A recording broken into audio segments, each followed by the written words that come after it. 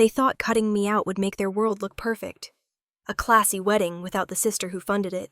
So I smiled, said, "Have fun," and walked away. 2 days later, their wedding went viral for all the wrong reasons.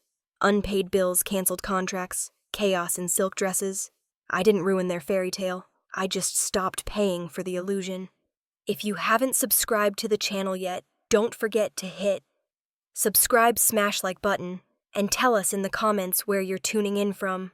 Seattle smelled like rain that afternoon, the kind that lingers on your coat long after you've stepped inside. I was 34, exhausted, and holding the same cold latte I'd been nursing since noon. The elevator ride down from Atlas Data Systems had been silent, except for the buzz of my phone in my pocket, the endless ping of work emails that could wait. When I reached my apartment in Capitol Hill, I kicked off my shoes, dropped my bag by the door, and turned on my laptop to answer one last client message. The rain tapped the window rhythmically, soft, familiar. I was halfway through typing a reply when my phone lit up beside me. A notification from the family group chat. Dawson family. I shouldn't have opened it. I wish I hadn't. Haley's message sat there like a blade. "Please don't come to my wedding. It's a classy event, way out of your league." For a second, I honestly thought it was a joke. A bad one. Maybe she'd send another text in a few seconds, something about sarcasm or, I'm kidding, but nothing came. Instead, a new bubble popped up. My father. Good idea. Then my mother Evelyn, with a single red heart emoji. My hands went cold. I stared at the screen until the letters blurred. Way out of your league. It echoed in my head, steady, mechanical, like a heartbeat that wouldn't stop. The apartment suddenly felt too quiet, too still, as if the walls themselves had stepped back to give me space to break. But I didn't break. Not yet. I opened the photo album on my phone. Screenshots, receipts, invoices. The wedding venue. Deposit $25,000. The florist. $6,200. The gown fitting the catering trial, the photographer with the absurd $12,000 package. I'd paid every one of them. The total crossed $60,000. All so my little sister could have the dream wedding she'd been talking about since she was 20. And now I wasn't even invited. I felt my throat tighten, but no tears came. Just a hollow, sharp stillness. I texted back 2 words. "Have fun." Then I tapped the 3 dots at the top of the chat and hit leave group. The screen went dark. No pings, no hearts, no explanations. I set the phone face down on the counter and leaned against the cold marble. For a long time, I listened to the sound of rain on glass. It was strange how quiet the world could be right before it shifted. Across the room, my laptop glowed on the table. I walked over, sat down, and opened the spreadsheet labeled Wedding Expenses. Every number on it felt like a scar. Money pulled from savings bonuses, diverted credit cards maxed to cover emergencies that weren't mine. My cursor hovered over the last line item. Shared credit access. The small account Haley used for incidentals. I clicked the link. Watched the portal open and saw her name still listed beside mine. Authorized user. Full permission. I took a breath so deep it almost hurt. I remembered the day she convinced me to add her. "It's just easier, Claire. We're family," she'd said, laughing in that light, confident way she had, as if rules didn't apply to her. I'll pay you back." She never did. And I never asked. The silence in the apartment thickened until even the rain seemed to pause. I hovered over the option that read, "Terminate user permission." The cursor blinked at me, patient waiting. I could almost hear my father's voice. "Don't overreact. You're too emotional." Haley's giggle behind him. "It's not personal, it's just classy. Classy." The word made me laugh. Quiet, disbelieving. A laugh that didn't sound like mine. I clicked. A small pop-up appeared. "Are you sure you want to revoke access?" I stared at the question, the little yes and no buttons side by side, as if the universe wanted to give me one last chance to stay small, to stay quiet. "Yes," I whispered. My finger pressed the trackpad. A soft click echoed through the room. And just like that, the account was mine again. For a moment, I waited for guilt to crawl in, for the old reflex to tell me I'd gone too far. But nothing came. Only the hum of the fridge and the steady patter of rain. I closed the laptop and leaned back in the chair. My reflection stared back at me in the dark window. Tired eyes, calm mouth. a woman I barely recognized but didn't hate. "If they think I'm not classy enough," I said softly to the empty room. "Let's see how long their version of classy lasts without me." The rain kept falling outside, soft and endless. Inside, for the first time in years, everything was perfectly still. The city outside my window was a blur of wet light. Taillights, neon signs, the steady drizzle turning everything into reflections of itself. I sat on the couch, one knee pulled to my chest, the apartment too quiet to feel like home. The faint hum of the refrigerator was the only sound left alive. I hadn't turned on the TV, hadn't opened a book.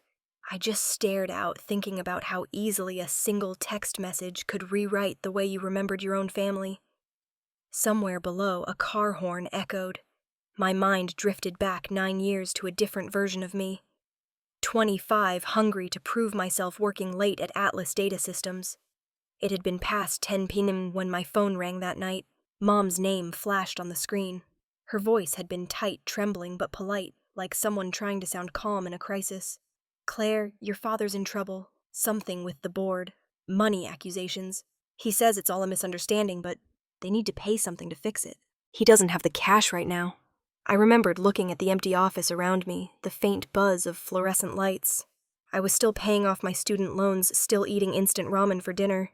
But the way she said they, instead of he, made it sound like the whole family was already guilty. I transferred $18,000 that night. Everything I had. The next morning, my father met me in his office downtown, in that corner suite that smelled like old leather and whiskey. He shook my hand like a client. "You'll understand one day," he said, smiling, his eyes soft but calculating.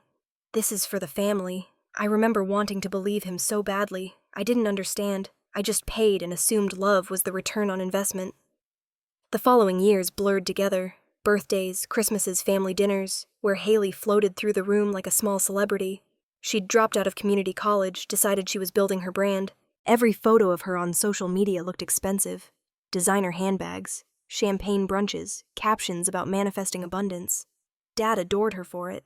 "Haley has that natural refinement," he'd say.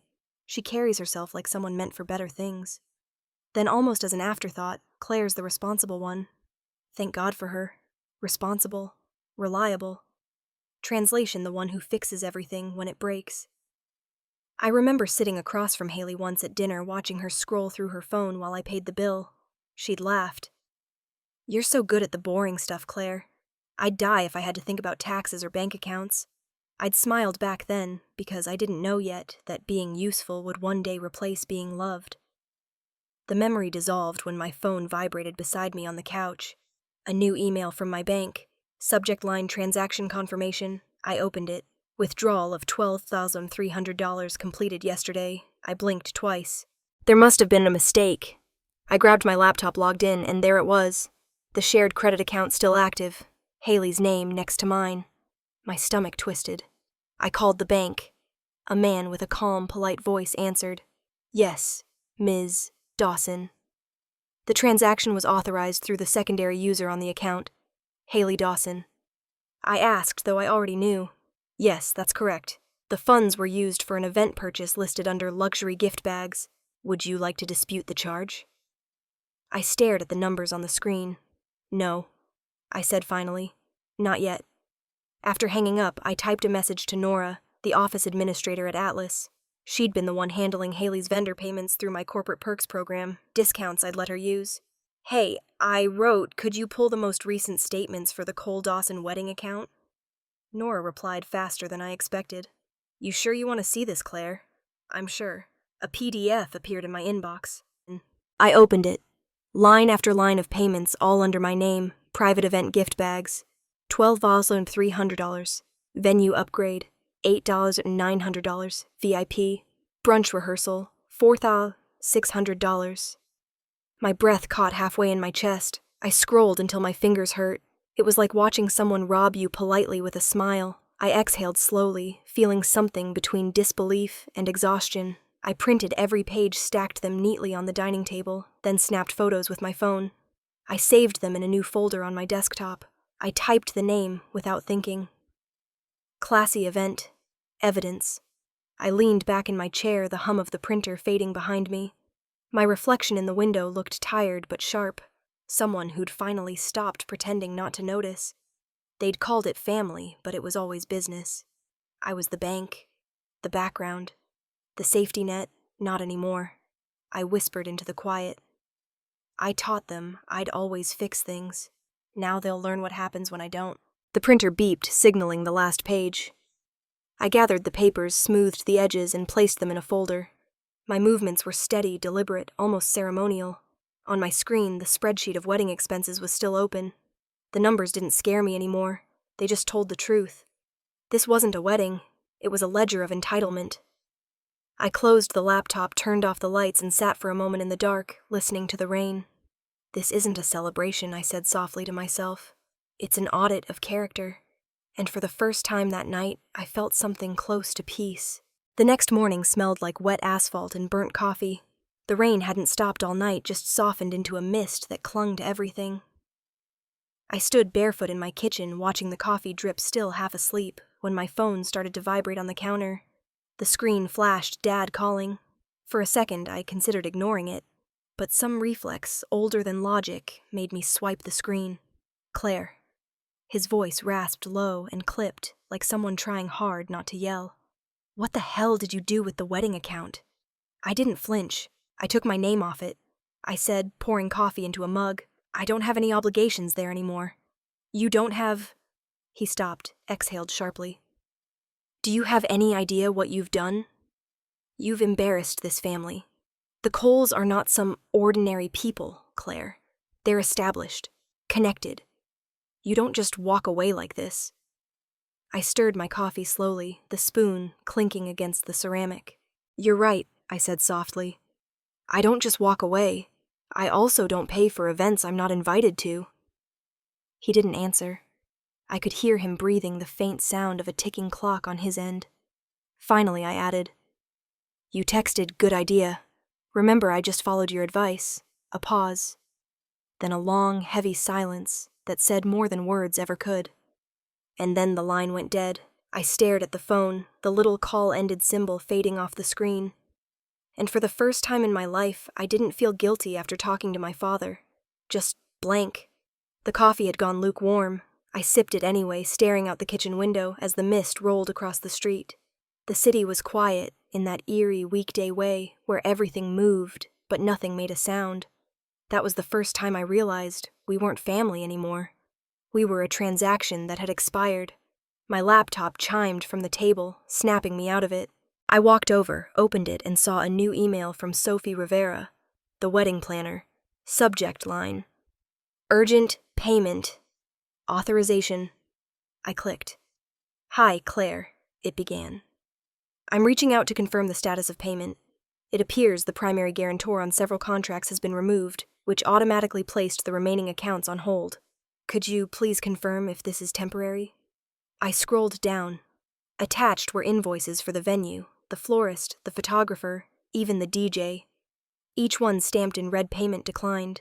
For a moment, I just sat there, my hands flat on the table, watching the chaos unfold line by line in my inbox. The florist followed with a polite apology. We'll have to release your date to another client. The hotel manager sent a curt note about policy enforcement. Every vendor had a variation of the same message, no payment, no service. I didn't reply to any of them. Instead, I watched as my inbox filled itself with digital proof of what I already knew. Money moves faster than guilt. I took a slow sip of coffee, now bitter and cold. My lips barely curved into something that wasn't quite a smile. I didn't feel satisfaction exactly. More like gravity settling back into place. No shouting, no revenge speech, just a quiet shift, the kind that changes everything without anyone noticing until it's too late. The next email that popped up was from the wedding portal itself, the corporate dashboard I'd been forced to log into countless times for Haley's planning updates. I hadn't opened it in weeks. Curiosity got the better of me. I clicked the link. Her name was still there beside mine. Haley Dawson. Bride. Claire Dawson. Primary payer. My throat tightened, but not from sadness this time, from disbelief at how long I'd let this sit. I hovered the mouse over my name. A message appeared. Removing payer will cancel all active contracts. It was such a small sentence, so simple. But it was the only form of power I'd ever been offered in this family dynamic. One click. One act of refusal.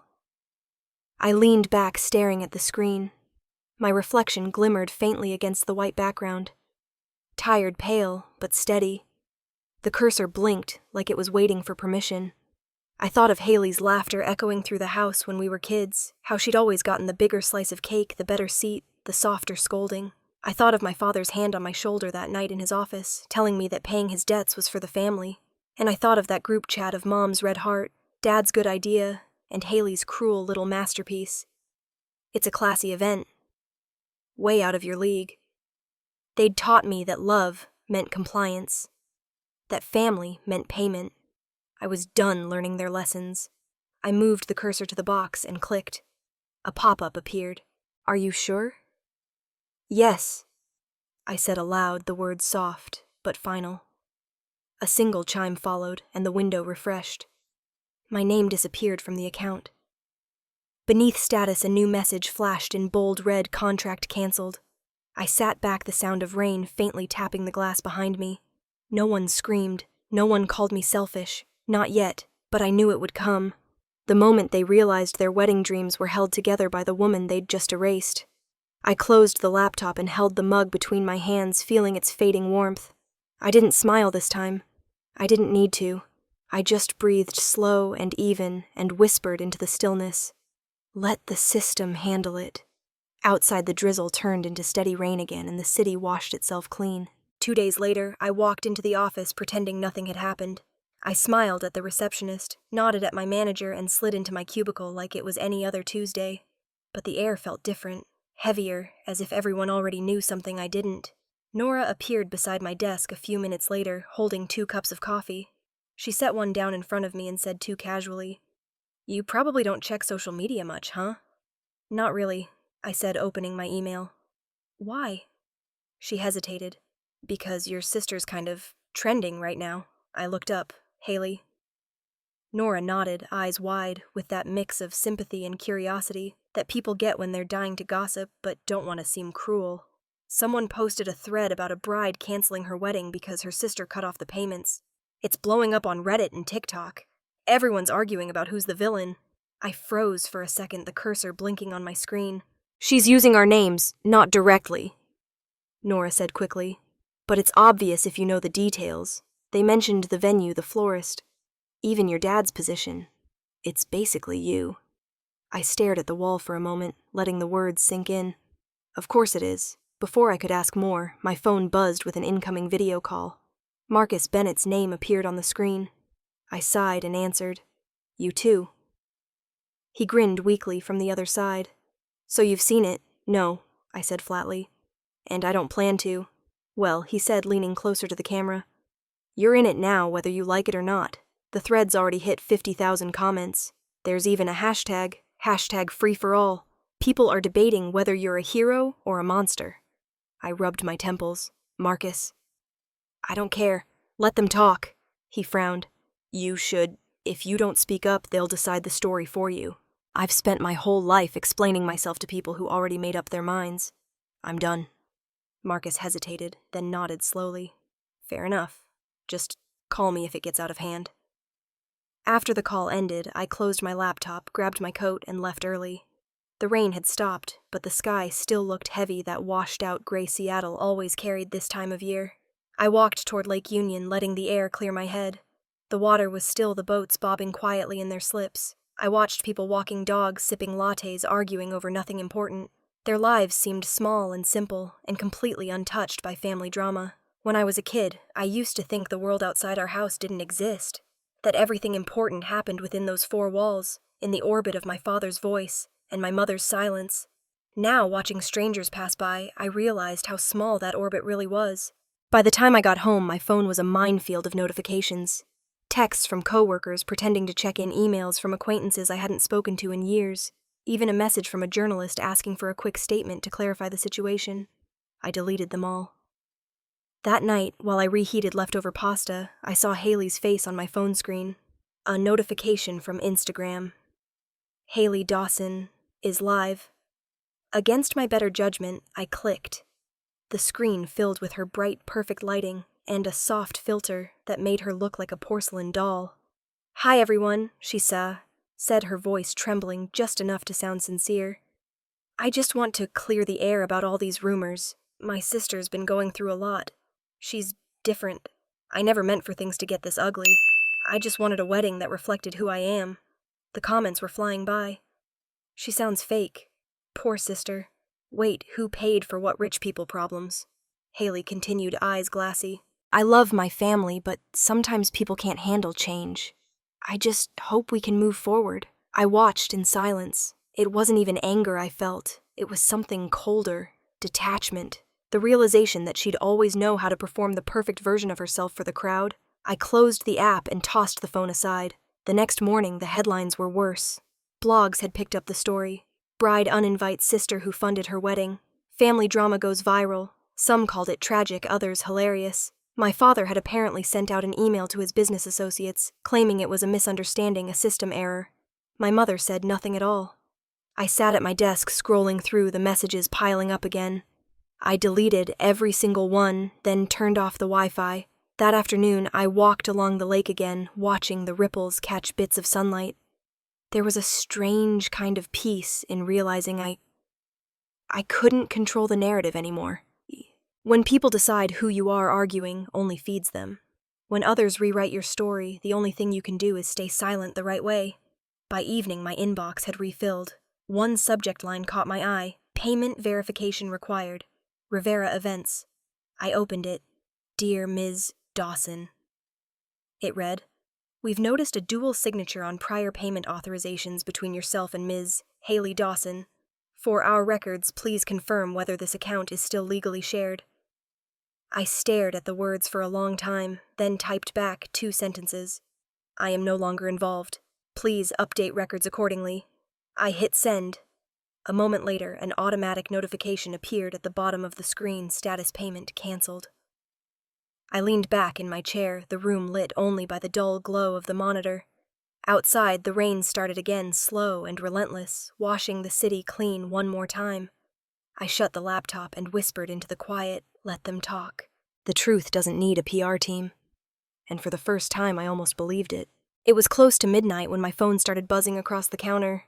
I glanced at the screen, half expecting another unknown number or some random journalist trying to dig for a quote. But the name that appeared froze me mid-step. Ethan Cole. For a second, I considered letting it go to voicemail. Then I picked up. His voice was low, steady, but something inside it had already cracked. "I just want to know one thing," he said. "Did you really pay for everything?" I pressed the phone closer to my ear. "You have copies of the contracts, Ethan. You don't need me to answer that." "I asked her," he said. "She told me not to believe outsiders." "Then you should believe her." I said, my tone flat. Silence stretched between us. I could hear him breathing sharp and uneven. The sound of someone realizing the ground under their feet had shifted. Finally, he exhaled the words barely audible. "Thank you, Claire." The line went dead. I stood there for a long moment, the phone still in my hand, watching the city lights flicker beyond the window. I didn't feel vindicated. I just felt the dull weight of inevitability. The next morning, the story found a new life of its own. Someone, no one ever figured out who, leaked a video from the Cole residence. It was Haley and Ethan mid-argument. The clip began with her voice sharp and frantic. "She did this on purpose. She's ruining everything." Ethan stood motionless, arms crossed his face, unreadable. "You told me she barely helped," he said. "You said she wasn't even involved. She's obsessed with control." Haley screamed, her words tripping over each other. "You think she's a victim. She's vindictive, Ethan." "You don't know her like I do." He didn't yell back. He didn't even look angry. He just turned, said quietly, "I know enough," and walked off camera. The clip ended there. By noon, it was everywhere. Twitter, Instagram, TikTok, YouTube compilations titled "Bridezilla Meltdown." The comments poured in faster than anyone could delete them.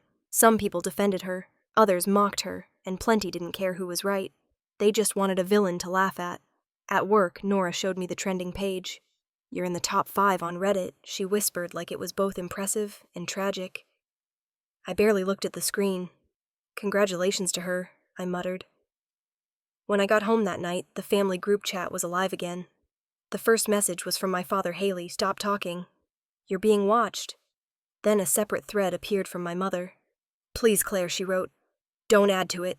She's breaking down." I didn't respond. There was nothing left to say. Later that evening, Marcus called. His tone was cautious, almost careful. "You need to know something," he said. "A reporter reached out. Ava Miller from the Seattle Herald. She's doing a piece on it.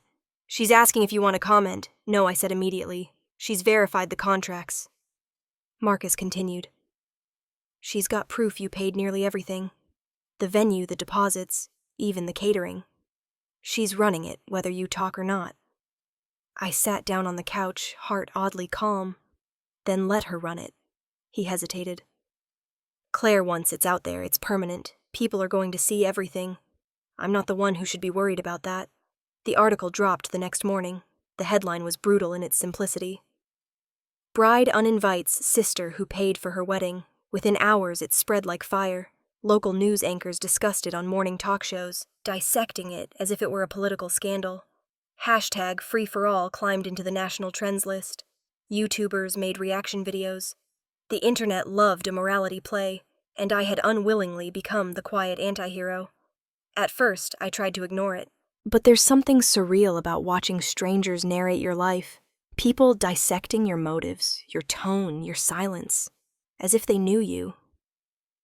One podcast host said, "I think the sister was justified. Boundaries are healthy." Another chimed in, "Still, who cancels a wedding? That's petty revenge." Petty. That word stung, though I couldn't say why. Maybe because it made something deliberate out of what was really just survival.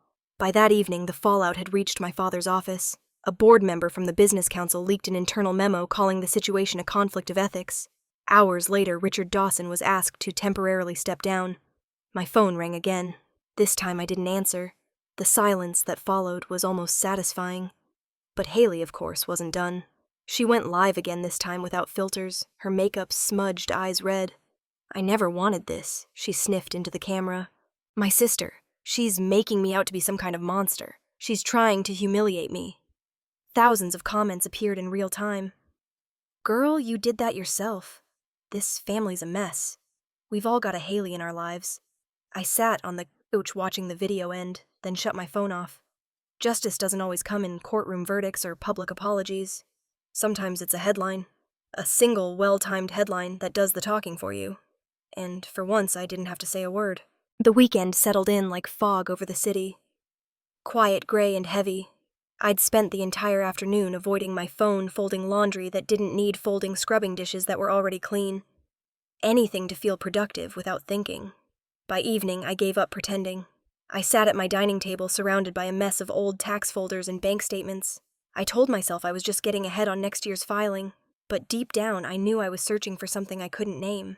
The rain hit the windows in slow, steady rhythms. It was the kind of sound that made you realize how alone you actually were. When I pulled open the bottom drawer of my filing cabinet, a thick envelope slid forward and landed on the floor. The label on it had faded, but I could still read the words printed in neat block letters. Dawson Family Trust, 2016. My stomach sank. I didn't remember ever signing anything like that. I tore it open, pulling out a small stack of documents. Legal forms, banking letters, notarized pages. And there, halfway down the first page, I saw the names beneficiary Haley Dawson. Just her. No mention of me anywhere. Not even as a secondary or contingent heir. The room tilted slightly. I sat back in my chair, staring at the paper under the glow of the desk lamp. The reflection of the yellow light danced on the slick surface like it was mocking me. Dad had always said strong people don't need help. I'd believed him, thought it was his way of telling me I was capable, self-sufficient. But looking at the neat, careful signature beside his name, I understood what he really meant. You'll never be the one I worry about, so you'll never be the one I protect. I let out a shaky breath, the kind that felt more like a sigh of recognition than surprise. After a few minutes, I took out my phone, snapped clear photos of every page, and texted them to Marcus. I didn't include a caption, just the images. He called almost immediately. "Claire, what is this, a trust fund?" I said, my voice steady. "Set up in 2016. For Haley. Only Haley." "Jesus," he muttered. "Your dad really..." He stopped himself. "What are you going to do?" "Nothing." I said. Just wanted to know what else they've been hiding. You should hold on to those files, he warned. They could matter later. I already did, I said, glancing at the envelope on the table. But this time I'm not going to be the one fixing anything. We said goodnight. When I hung up, the apartment felt even quieter than before. I opened my laptop to check my email, half expecting more news stories or spam. But at the top of the inbox was a new message from someone I didn't recognize, Detective Ryan Abbott, Financial Crimes Division. The subject line read, Investigation Unauthorized Credit Use Dawson Haley Account. I clicked it open. Ms. Dawson, it began. We're contacting you regarding an ongoing inquiry into potential misuse of shared credit and investment accounts linked to your name. We'd like to confirm whether you authorized recent transactions made under a joint account with Haley Dawson. I stared at the words, feeling a strange calm. After weeks of watching my family manipulate every angle, the idea that the truth might finally come from an outside source, cold, impartial, and legal, was almost comforting. I typed a short reply. No, I did not authorize those transactions. Please keep me informed of the investigation's progress. When I hit send, a small smile crept to the corner of my mouth. They'd wanted me invisible, silent, erased. But the system didn't forget signatures or timestamps. The story was out of my hands now, and that was exactly how I wanted it. I closed the laptop and leaned back, letting the sound of the rain fill the space again. I thought about Dad, about his smug confidence that money could clean anything, about Haley's belief that charm could replace integrity. Neither of them would see this coming. My phone buzzed against the table. A new message from Haley. The preview line read, I'm going to tell everyone you're doing this out of revenge. I opened it. The full text said, You think you're clever. Everyone already knows you're behind this. You've been jealous your whole life. I'm going to tell everyone you're trying to ruin me. You'll see how it feels when they turn on you. I stared at the message, my reflection faintly visible in the black glass of the screen. My thumb hovered over the keyboard. Then I typed back, I don't need to say anything. The truth already will. I hit send, deleted the thread, and turned my phone face down. The lamp flickered once as if reacting to the thunder outside. I sat there listening to the distant hum of traffic, the muted roar of rain on rooftops, and the faint ticking of the kitchen clock. For the first time, I didn't feel like I was waiting for anyone to call or explain. The house didn't feel empty anymore. It felt clean. Outside, the storm rolled on steady and sure, washing the city, while I finally let everything go. The morning sun over Seattle felt too bright, too clean, the kind of light that made it impossible to hide anything. I stood by the kitchen counter, pouring hot water over coffee grounds, the steam rising between my hands. My laptop hummed quietly on the table, spreadsheets open, half-finished reports waiting for attention. I wanted it to be a normal Saturday. I wanted to pretend this was just another day. But the phone on the counter wouldn't stop vibrating. Notifications stacked one after another. Mentions, tags, videos. I didn't open any of them, but the preview text was enough to paint the picture. Words like wedding disaster and bride meltdown flashed across the screen. Somewhere, a part of me already knew what was happening. I sat down with my coffee, forcing myself to focus on work, but the noise wouldn't stop. Every buzz of my phone was like a pulse in the room. Finally, I gave in. The first video I opened was shaky, filmed on a guest's phone at the Lakeview Estate in Portland. The caption read, You won't believe what just happened at this wedding. The clip started with guests standing in confusion near the entrance gate. A man in a suit, clearly a venue manager, was speaking to someone off camera. I'm sorry, but we can't proceed. Payment hasn't cleared, and our system shows the guarantor's authorization was revoked. A woman's voice responded high-pitched and panicked. That's impossible. We already paid. This is a mistake. The camera swung around just as a delivery truck started unloading boxes of flowers, only for staff to stop mid-motion. Within seconds, people began murmuring, pulling out their phones, whispering the word canceled. The next clip showed chaos inside the venue. The string quartet packed up their instruments. The caterers started wheeling trays back to their trucks. Someone had pulled down the floral archway. Petals scattered across the floor like snow. And then Haley appeared. Still in her robe, mascara streaking down her face, yelling into her phone.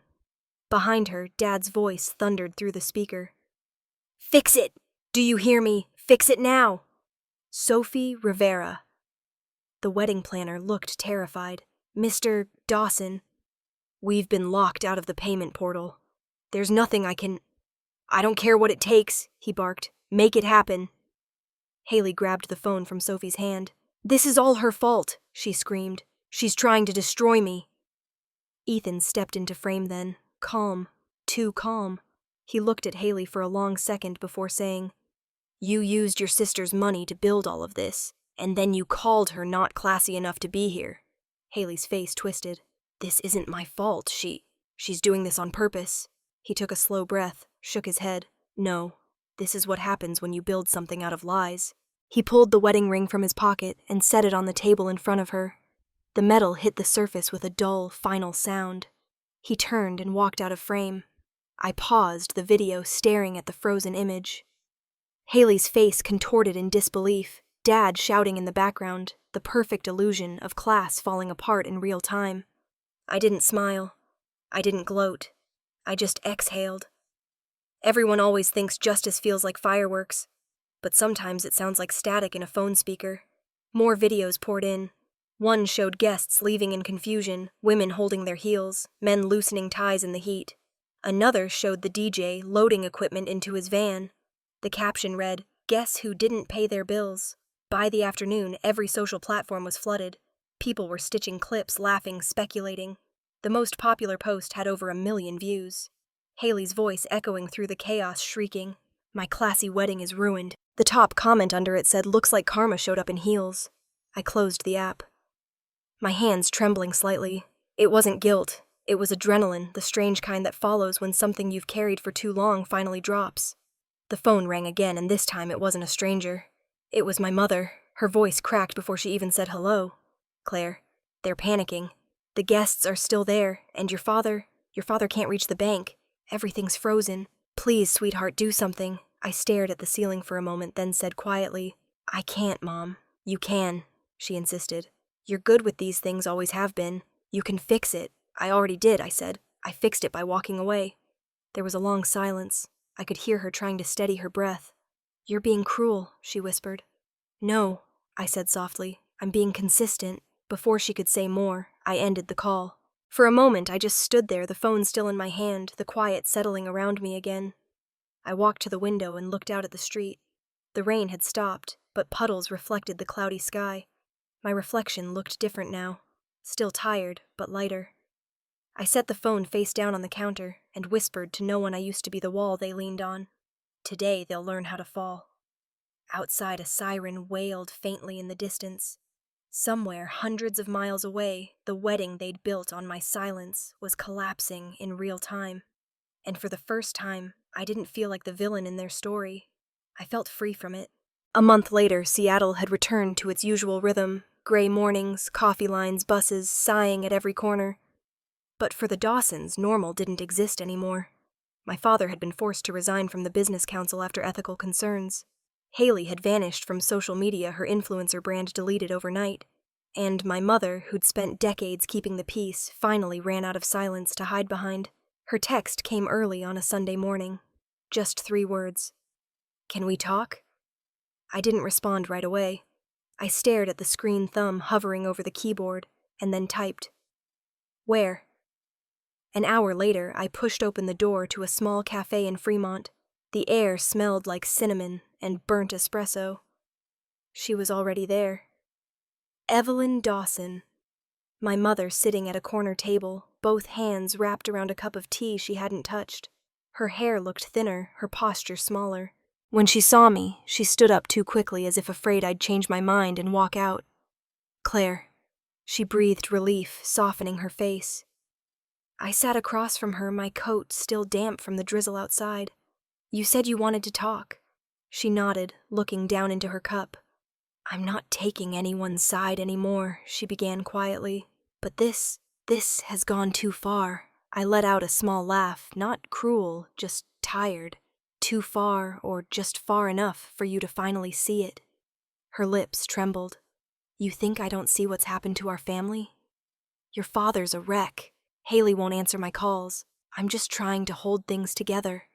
You've been holding things together your entire life, I said, my voice calm. But you never noticed who you were holding them together for. She looked up, eyes glassy. I just wanted peace, Claire. I met her gaze. You chose peace when it was me who got hurt.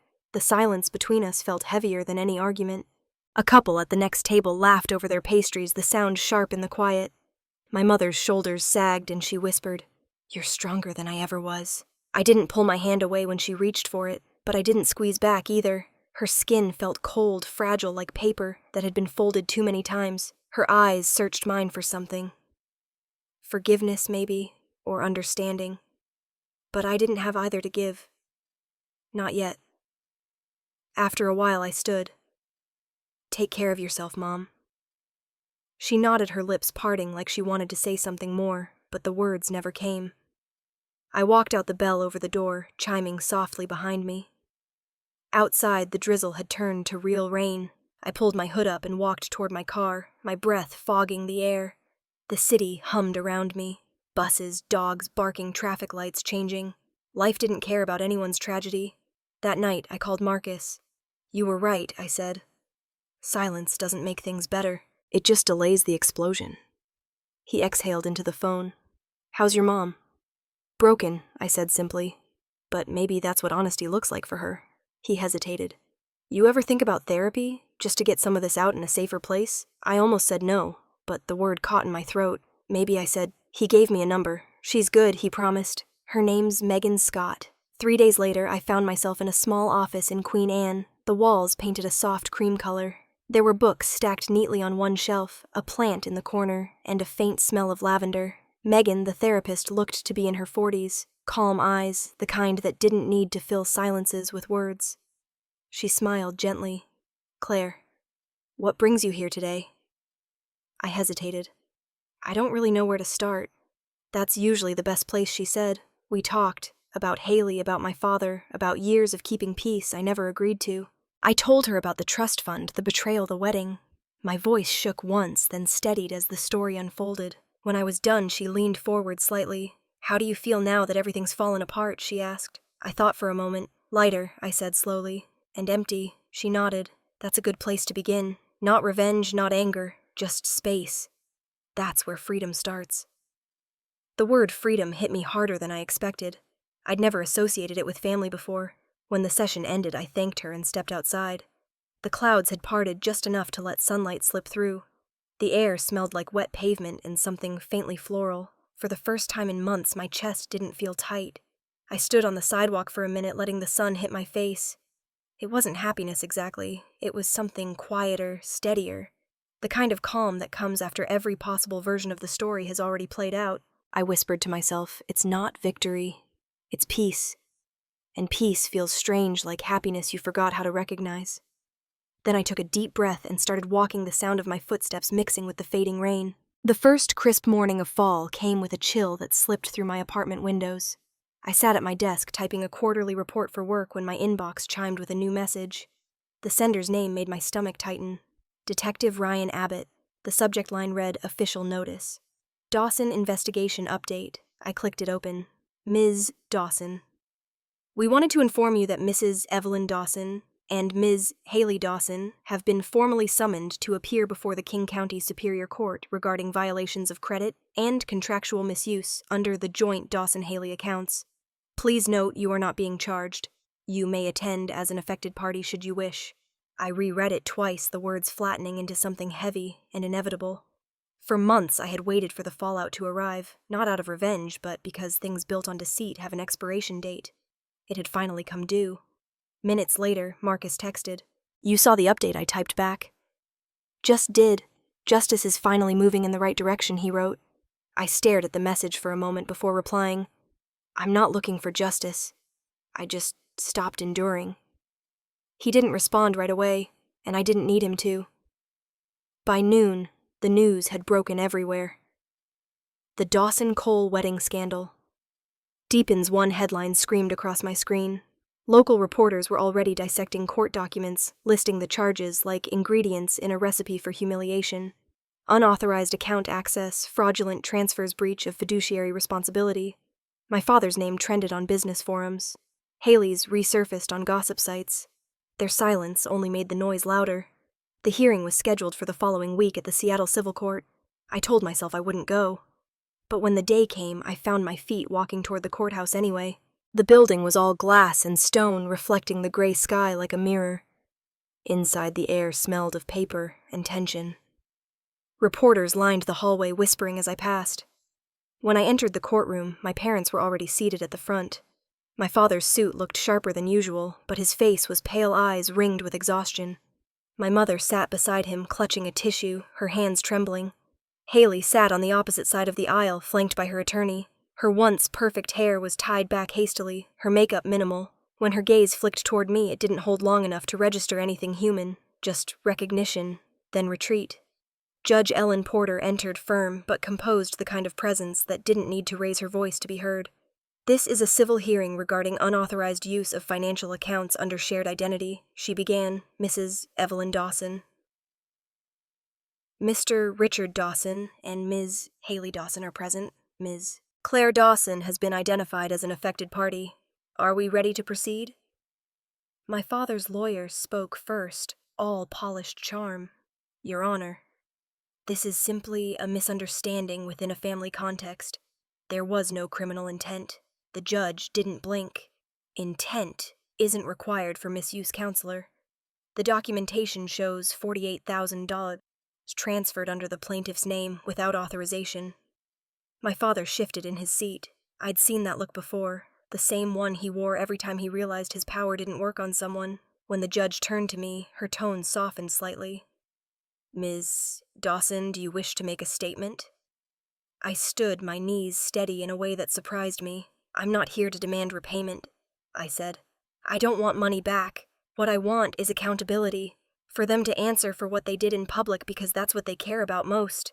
My mother let out a quiet sob. Haley's eyes darted toward me, wide and wet but still defensive. My father kept his stare locked on the table in front of him, his jaw rigid. The judge nodded. Noted.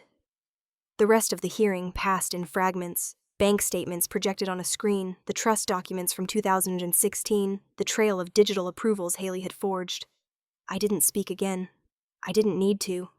The paper trail spoke louder than any accusation could.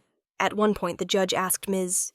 Dawson, "Did you understand the implications of signing your sister's name on these authorizations?" Haley hesitated. I didn't think it mattered. We're family." The judge's reply was quiet, but it cut clean. "That's precisely why it matters." My mother began to cry harder. My father finally spoke, his voice low, controlled but trembling. "We didn't mean to harm anyone. I was trying to protect our family's reputation." Judge Porter looked directly at him. "You did the opposite." When the verdict was read, the courtroom stayed silent. "Richard Dawson is hereby prohibited from serving on any financial or corporate board for a period of 3 years. Haley Dawson is ordered to repay the misused credit balance in full within 12 months. The court acknowledges the cooperation of Ms. Claire Dawson and closes this matter." The gavel struck once. For a moment, no one moved. Then Haley's lawyer began whispering frantically to her. But she wasn't listening. She just sat there, eyes fixed on the floor, shoulders shaking. My mother's hands covered her face. My father stood stiffly, adjusting his tie like he could straighten his dignity back into place. I turned and walked out before anyone could stop me. Outside, the air felt cold and sharp. A few reporters shouted questions, microphones extended, but I kept walking until the voices blurred into white noise. When I reached the corner, Marcus was waiting by his car. He didn't say anything, just handed me a cup of coffee and nodded. We stood there for a while in silence. Finally, I said I used to think family was where you're safest. He looked at me carefully, and now I know justice doesn't always come from the people who love you.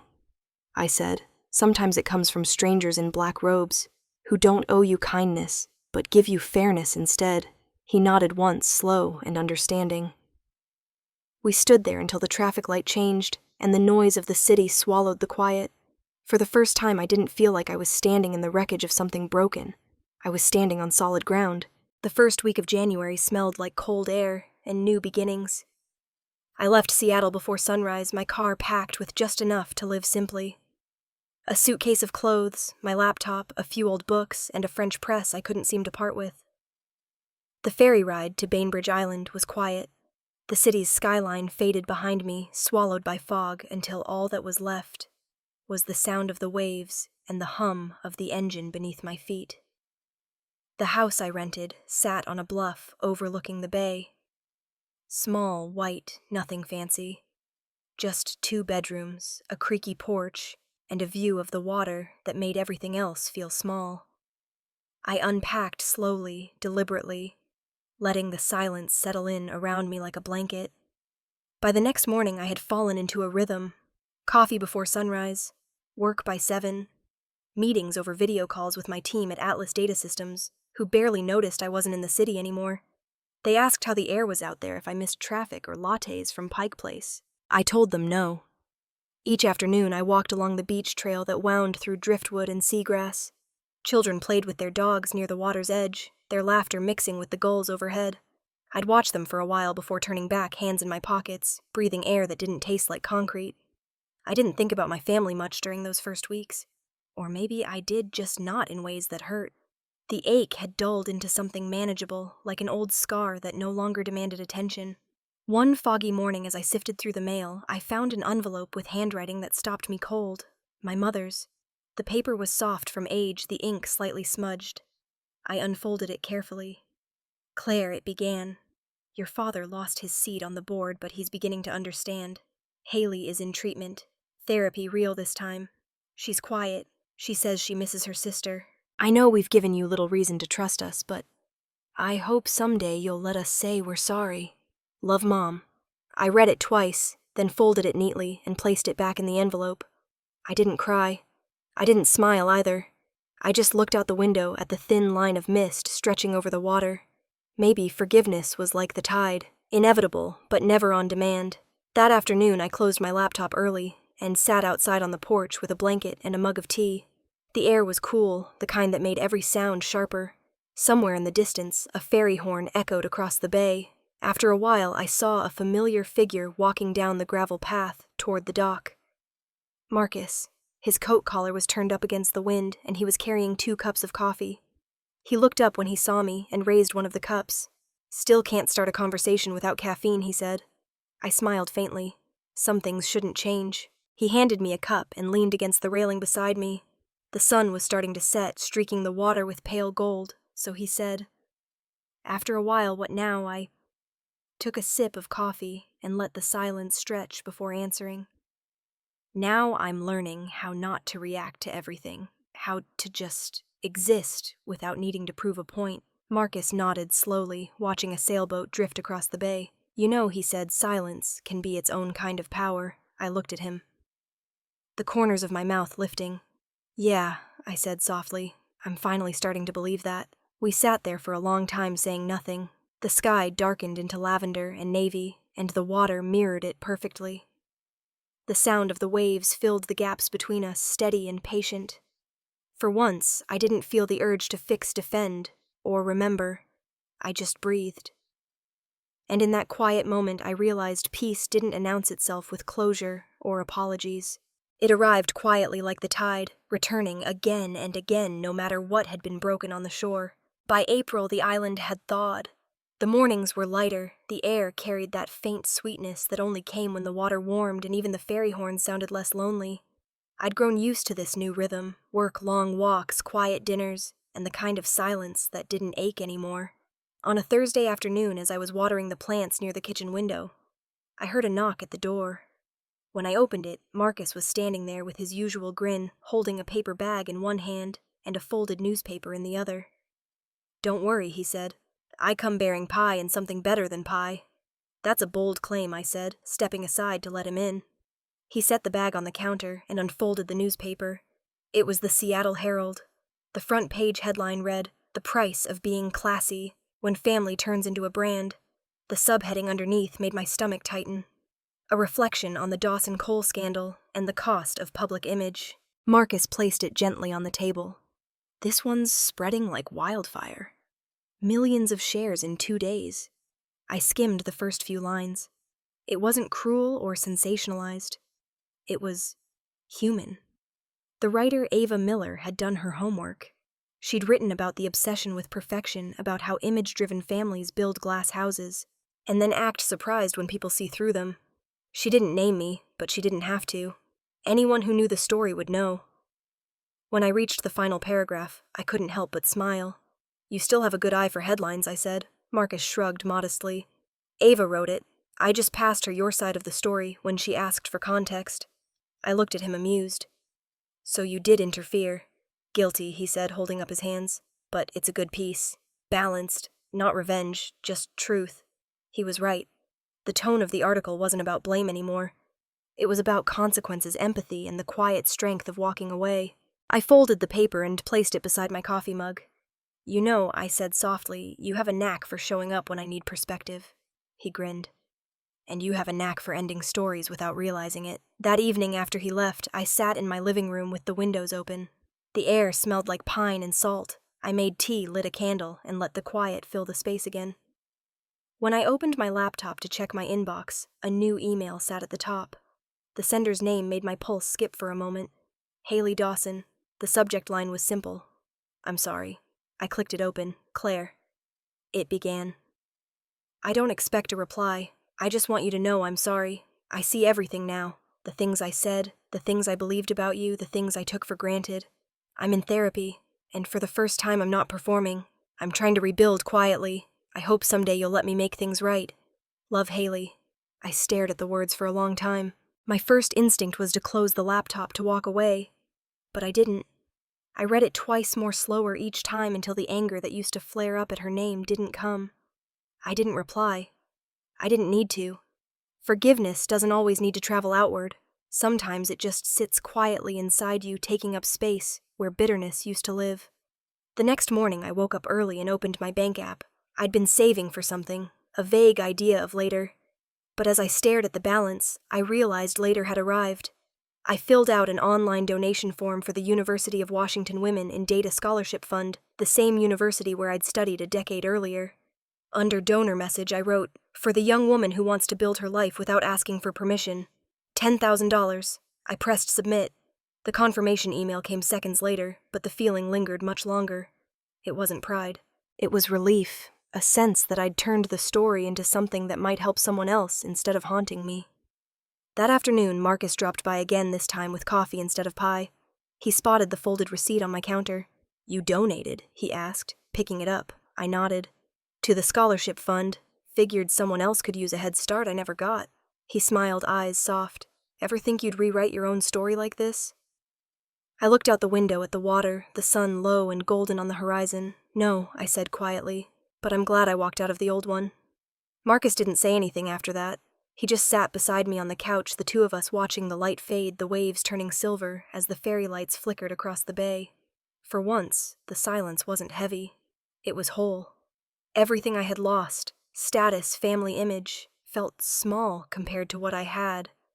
Now my own peace earned and quiet and entirely mine. And as the last fairy disappeared into the dusk, I realized that sometimes what you own isn't what you hold in your hands. It's what you finally learn to let go of.